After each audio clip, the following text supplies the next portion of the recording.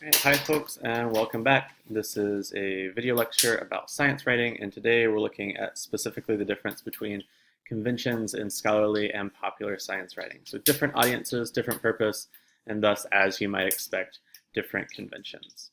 So here's what you've probably looked at so far, maybe in your second project, academic science writing. This is the kind of science writing that's located in peer-reviewed journals. It expects an audience of experts. And it strives to be four things mainly, and that is objective, free of bias, replicable, so that other people can test your results, up to date, again, scientists generally cite things in the very recent past, and finally, cooperative and collaborative, right? We very rarely see individually authored science papers. So here you can see the cover of one peer-reviewed journal, pretty bland, the American Scientific Research Journal for Engineering, Technology, and Sciences, or ASRJETS. Not a huge emphasis on aesthetics there. So by contrast, what you're looking at more for this project is popular science writing. So popular science writing can be located in a variety of different kinds of publications. Certainly magazines, like Time, for example, which is a fairly broad magazine, sometimes has science writing.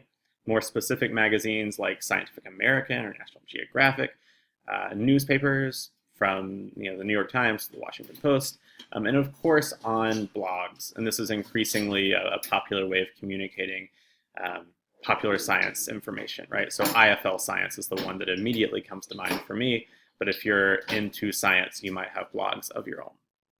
So what's important to remember here is the expected audience varies dramatically from publication to publication. So the person who has the subscription to National Geographic is going to be very different from the person who has the subscription to Time, is going to be very different from the person who sees IFL Science news stories popping up on their news feed and clicks through to that blog, right? So we might think about age, we might think about the depth of their interest in science. There are a lot of different variables we have to consider here.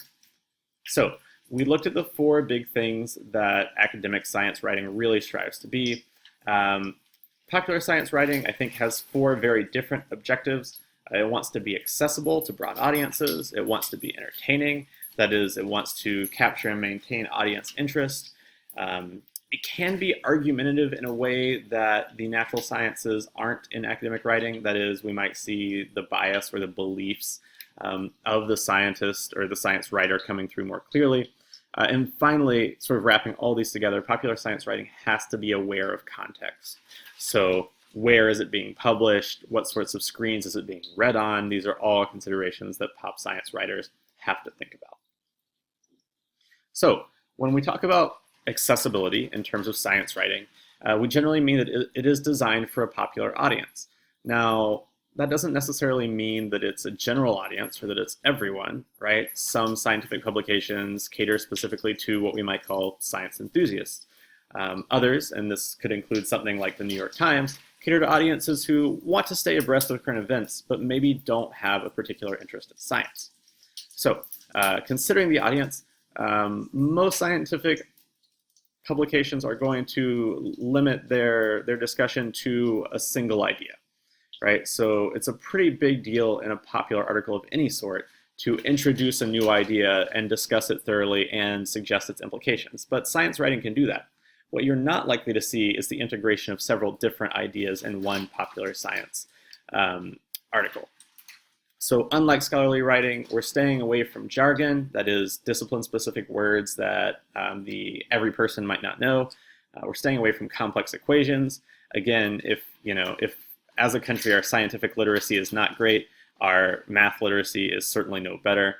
And we stay generally away from a reliance on too much numerical data, right? So we're telling a story. You don't need to understand calculus to understand the findings of good popular science. Okay, so here are two examples, and these are, the first one is from the Journal of American College of Cardiology, and you can see here, this is an in-depth discussion of a method section. IP was evaluated by quantifying the disaccharide cellulose content in the urine. I probably mispronounced some of that. I'm not a science person. And so we can see this is not an article for a mass audience.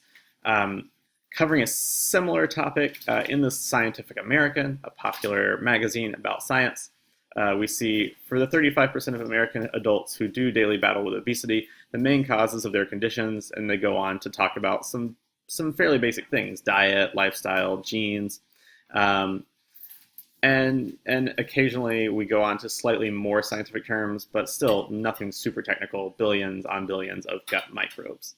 So we can see we have two very, very different styles here. One you need to be an expert in the field to understand. The other you very much do not. So the next thing that science writing in the popular sphere needs to be is entertaining. So this may be a place where you can call upon maybe your experience in high school analyzing literature, a little different than what we've done so far. Science writing should tell a story, right? So it should have an explicit hook. And we talked about the way that hooks have implied interrogatives in class earlier this week. It should have thick description. Thick description just means that you're going into great detail with your description. You're sort of working to put someone inside of the story. And finally, it should have a thought-provoking finale, so something that suggests to us why this is important. It's going to use less formal language. You might see slang. If you think back to our Pop Science article that we read in class on Monday or Tuesday, you might remember the headline, "NASA wants you to get hype about these new planets." That would certainly be a pretty intense version of this adoption of slang. You might see figurative language. So you might have, germs or animals or, even maybe plants talked about as though they are active agents like they're people, right? And finally, you're going to see a heavy reliance on pictures and videos. So again, not to say too much about the state of reading in the United States, but it is easy to capture an audience's attention and easy to maintain it if you're using pictures and videos. So if we look, for example, at this sort of screen grab of Popular Science, I took it yesterday, we see a few things. These are just the headers that you would click on to go to the actual article, but each of them has a picture, pretty dramatic pictures, right? So we have that. And there's humor used here in a way that we're not used to seeing in science writing. Earth's first continent, probably a giant continental crust, it writes. And then the subheading is, "It was not filled with chocolate," right? So there's something absurd about that. There's something funny and eye-catching, something we would not expect to see in scholarly scientific writing. So the next aspect of popular science that I want to talk about is that it is argumentative in a way that is more open, and I think maybe we could say more honest than scholarly work in the natural sciences. So certainly scholars of science, these are people who have devoted their entire lives to the pursuit of science. So yeah, of course they're emotionally invested in their findings, and of course they want certain things to be certain ways. But in popular science writing, they're actually allowed to reveal that personal bias, opinions, idiosyncrasies. And this is because every story needs to have a clear message. So as an audience member, I need to know why I should care about the story. And often that involves giving me some opinion about it. And here we have something from IFL Science, and we can see the kind of language that suggests to us emotion or at least opinion rather than fact.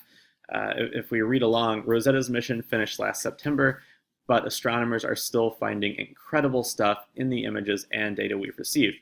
So someone had to make the value judgment that the stuff they're finding is incredible, right? This is not, strictly speaking, what we might call objective in its phrasing.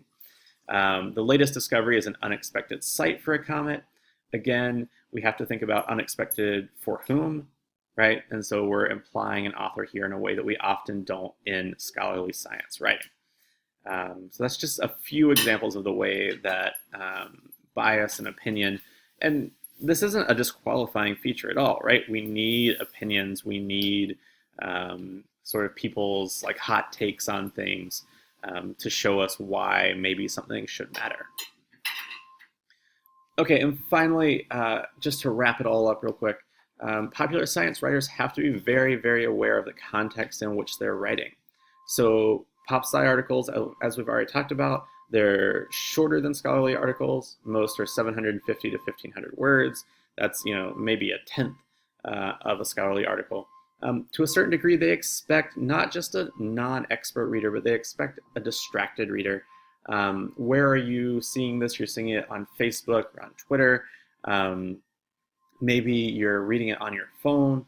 And if you've ever tried to read anything really long and really in-depth on your phone, you know how difficult that can be, right?